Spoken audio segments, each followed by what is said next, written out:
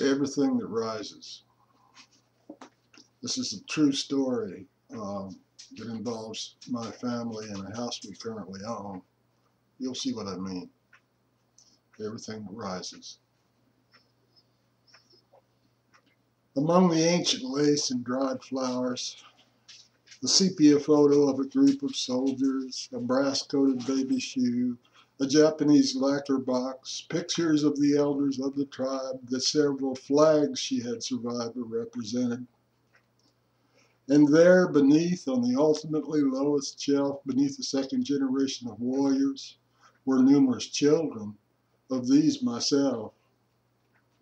Among all this, almost in a way because of all this, she passed away when we, the children, were not yet old enough to be soldiers, though not too young to comprehend that she was gone.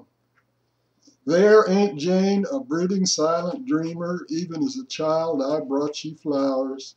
Though flowers you already had, half we left for you and half we placed on the grave of your cousin, also named Jane, to help you to get from one place to the next.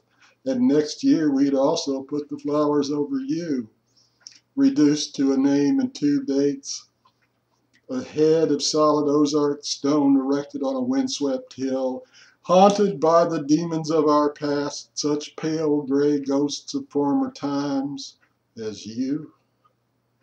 She wore a swatch of gray, bound by a black velvet band to a red feather, there, pinned to her chest to show the position of her heart and announce the forgotten death of her handsome young lover who left an empty saddle in an insignificant town in rural Pennsylvania whose name will live forever, consecrated by the blood of heroes.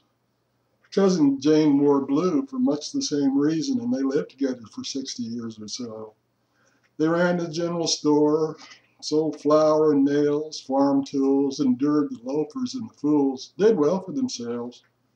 The Lucases later owned the place, and then it burned down.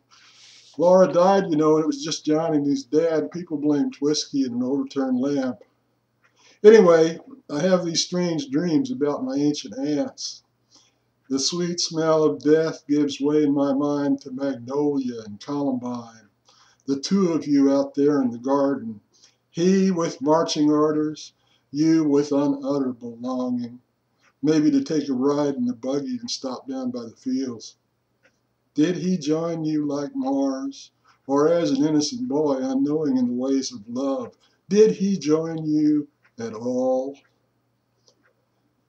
Evening in magnolia in the garden, the cool evening wind rustled silk at your breast. He kissed you once again and left. The letters yellowed, crumbled in your chest. My friends, I beg your pardon, but I might try to convince you that all time exists in such a garden moment, such a blend of fantasy and truth. I would have you listen as the hoofbeats die, turn toward the house, compose yourself, and softly close the door and end the dream.